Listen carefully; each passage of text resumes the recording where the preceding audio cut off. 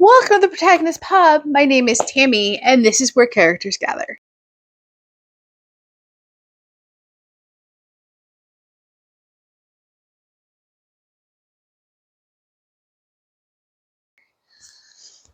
So today we're going to do the library book tag, and I know Taylor recently did this tag, and I will link Taylor's channel down below.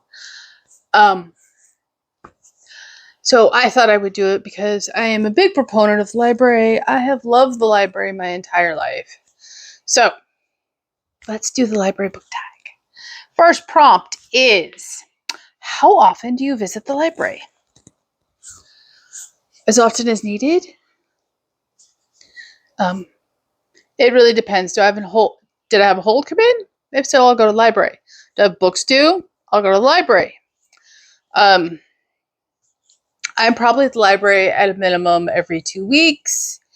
It is one of my favorite places on earth. It always has been. And, our tax dollars pay for it. Everybody should use their local library. Don't be afraid to ask the librarians to buy a book you're interested in, and they'll get it for you. I have never had a librarian say no. They've always gotten a book I've asked them for, and it is your money. Use your library.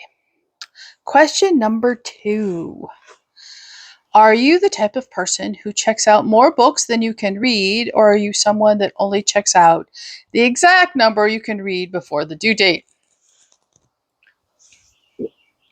I am definitely the first.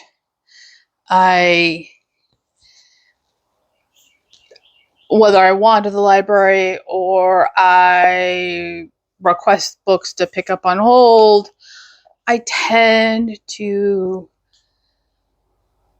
not only choose authors I know, but I use the library to discover new favorites and to possibly, read something in a genre I'm interested in, but I may never have heard of the author or I know nothing about them.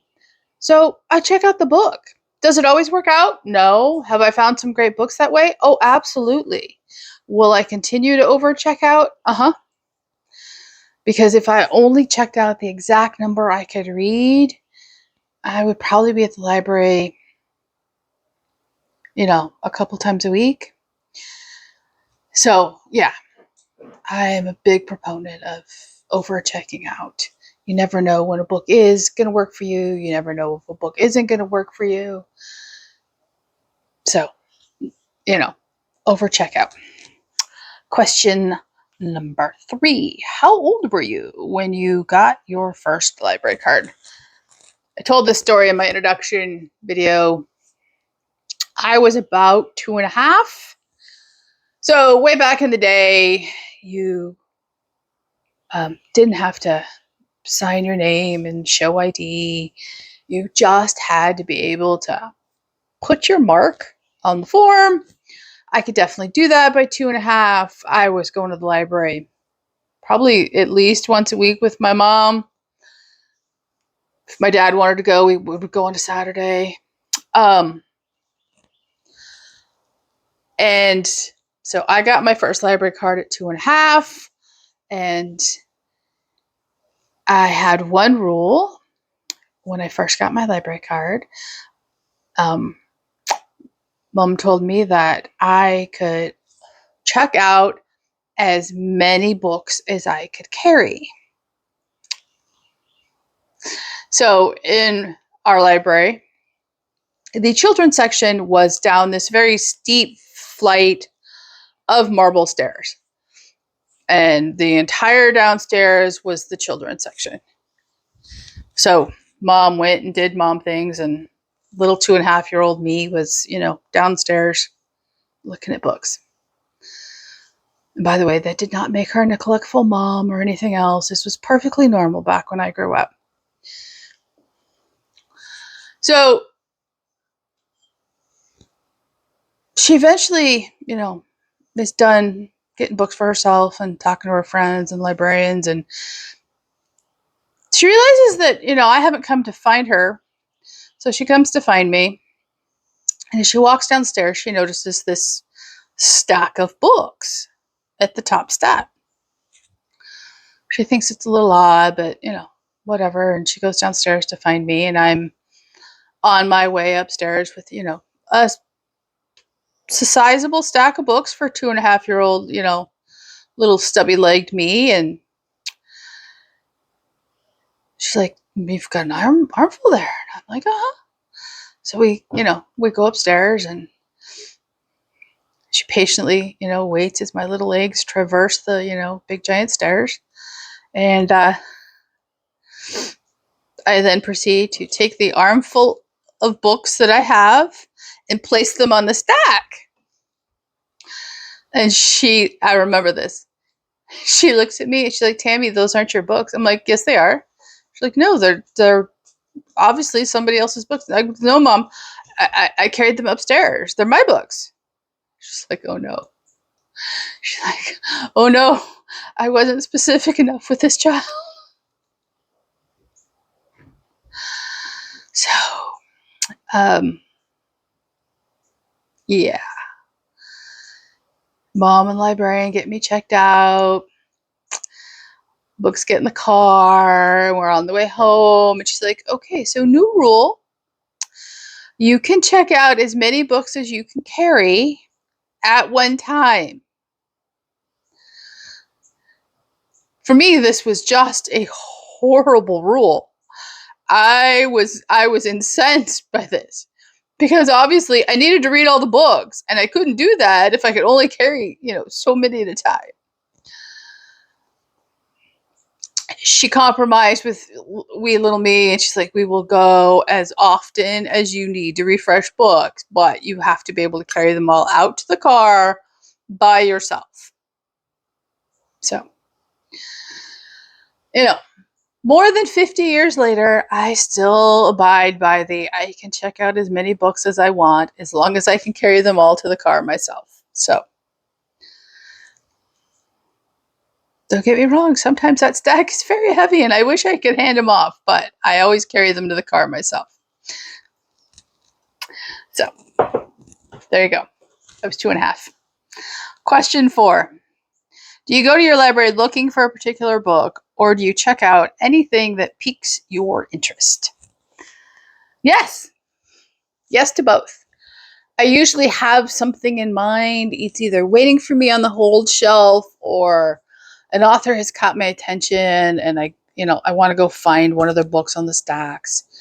But right as you walk in the door, once I manage to get past the library bookshop and into the actual library itself, is the new book selection and the displays section. 99.9% of the time, something on one of those two displays will catch my attention, or something on both of those displays will catch my attention, and I will grab them and, try out a new author, read the latest hit from somebody I love. I am willing to take a risk without looking it up on, Goodreads for everybody else's opinion. If I don't like it, I don't like it. And it goes back. And it's no harm, no foul. And I, more than once, have discovered a book or an author I absolutely love. Okay, question 5. Do you use your library to check out just books, or do you also check out DVDs, audiobooks, etc.? I use my library to check out books and audiobooks mostly. Streaming services are easier for movie watching these days, and I don't know that we even have a DVD player anymore in the house, to be honest. There may be one on one of the Xboxes, but I don't think otherwise we have a DVD player. But so it's books and audiobooks for me. Our library has we have a movie streaming service. You can check out computers and tablets. We have newspapers and genealogy available at our library. So there's a lot available at our public library service. For me, it is mostly books and audiobooks. And especially in the last week and a half, I've checked out a lot of audiobooks from library. So I appreciate that greatly. Question 6. From what genre do you check out the majority of your books? If I had to guess, the majority of books I check out are either mystery or historical fiction. Without pulling my stats and trying to, figure everything out. And those would be my two guesses. Those are my most read genres in general. So it's definitely one of those two. Okay. Question 7. What is your favorite part of using your library, My favorite part? If we're discounting the, smell of well-loved books, it's the books. It's the experience. For me, it's walking into the front, the home of a very good friend who always has something new and exciting to tell me, and I love going to the library. I love going to the library. Bonus, library haul. I do have a recent library haul. So, I've already DNF'd one. That would be The Spare Man by Mary Robinette Kowal. And this is a hard sci-fi mystery that I was very interested in. Unfortunately, the author is more interested in butchering the English language for political convenience. And no, not going to support that. Next up, and this is because it has a great title and a great cover, this would be The Girl with the Sweetest Secret by Bettina Cran. And this is the second book in the series. And I don't even know what the series name is. I know it's the second book in the series.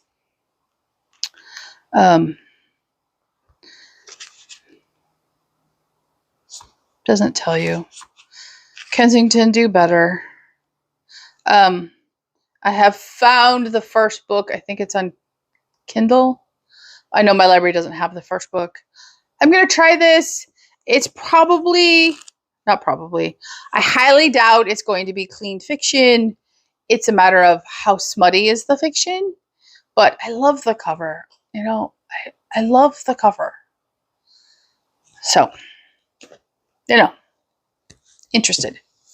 Next up is Murder on Brittany Shores by Jean-Luc Benelak. This is the second book in the, what is the name of this series?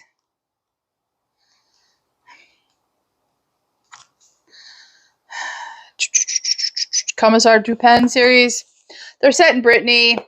I've read the first one. I loved it. These are a French police procedural. These are translated. These are gorgeously written. They are very informative, and I love the way these are written. I love the way they're written. Let's go over there. Next up is a new to me author. I found it on the shelves, and I know nothing about it. It just sounds very interesting. That is Gone Without a Trace by Mary Turgeson. It has a very interesting cover. I'm going to read you the back of this one. If the love of your life disappeared without a trace, how far would you go to find out why? Hannah Monroe's boyfriend, Matt, is gone. His belongings have disappeared from their house. Every call she ever made to him, every text she ever sent, every photo of him, and any sign of him on social media has vanished. It's as though their last 4 years together never happened. As Hannah struggles to get through the next few days with humiliation and recrimination whirling through her head, she knows that she'll do whatever it takes to find him again and get answers. But as soon as her search starts, she realizes she's being led into a maze of madness and obsession. Step by suspenseful step, Hannah discovers her only way out is to come face to face with the shocking truth. Yeah, this just sounds fascinating. It's published by Penguin in 2017. I need to know. I need to know. Next up is a find. I know it is available on Kindle Unlimited. That is Irish Meadows by Suzanne Ann Mason. This is Christian fiction. It is the first book in the Courage to Dream series. And this takes place on a horse farm in Long Island, in 1911. Faced with an uncertain future, sometimes all you have left is the courage to dream. Brianna and Colleen O'Leary know their Irish immigrant father expects them to marry well. Recently, he's put even more pressure on them, insinuating that the very future of their Long Island horse farm, Irish Meadows, rests in their ability to land prosperous husbands. Both girls, however, have different visions for their future. That's just the first paragraph in the back. It has a gorgeous cover, and I need to know.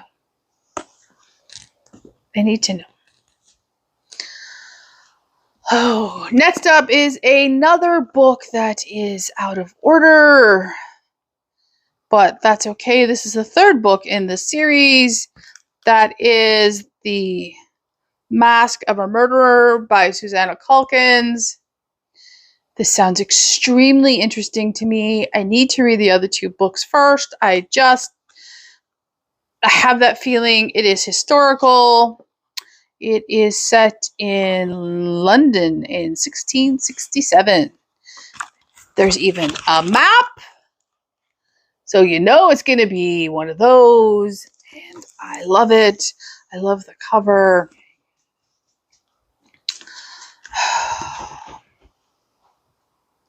Yeah. I'll read you a little bit of the inside flap. Lucy Campion, former lady's maid in the local magistrate's household, has now found gainful employment as a printer's apprentice. On a freezing winter afternoon in 1667, she accompanies the magistrate's daughter, Sarah, to the home of a severely injured Quaker man to record the man's dying words. Common practice of the time. The man, having been trampled by a horse and cart the night before, has only a few hours left to live. Lucy scribbles down the Quaker's last utterances, but she's unprepared for what he reveals to her, that someone deliberately pushed him into the path of the horse because of a secret he had recently uncovered. I need to know. Not only do I need to know what this book is, I need to read the first two. Libraries are great for this. They're just great for this. I was browsing the shelves. This one jumped out at me. So, Tammy must uncover the first two books. Next up is another new to me author. I have wanted to read her for a while. That is Bellwether by Susanna Kearsley. And this is historical fantasy. Yeah, historical fantasy. So it says it's part history, part romance, and all kinds of magic. Susanna Kearsley's latest masterpiece will draw you in and never let you go long after you have turned the last page. I love this cover. I'll read you the quote on the inside cover. The house, when I first saw it, seemed intent on guarding what it knew. But we all learned by the end of it that secrets aren't such easy things to keep. Yeah. Tammy needs to know.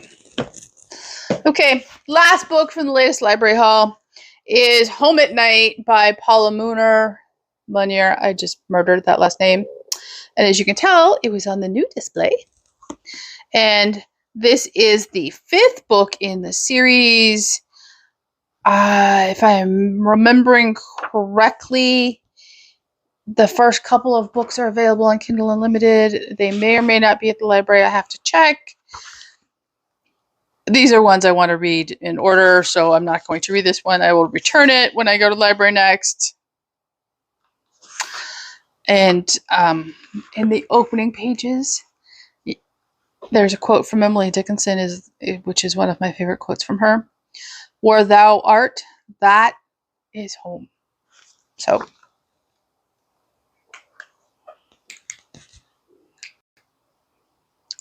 So that is the library book tag and my... Oh, no, wait, there's one more.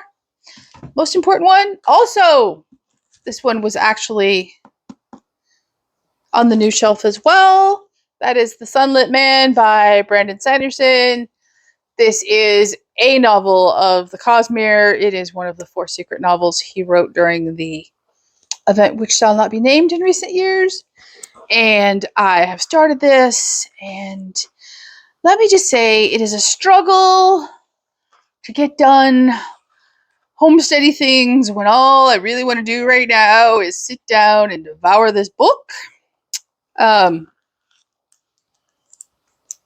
Chances are very high that I will be reading this today in between doing other things, because I have to know. I am 5 chapters in, and I have to know, which, is not unsurprising for a Sanderson novel. And I have to know. So that is the library tag. I'm not, well, no, I will tag. I will tag Amanda. I will tag Jeanette over at Jane Reads, and I will tag Morgan at Morgan's Endless Bookshelf. So if you've already done the book tag, ladies, I am sorry. If not, feel free if you want to. No pressure. If you haven't done the tag and I didn't tag you, feel free to do it. Please leave a comment down below, like and subscribe, and I will see you here next time at the Protagonist Pub.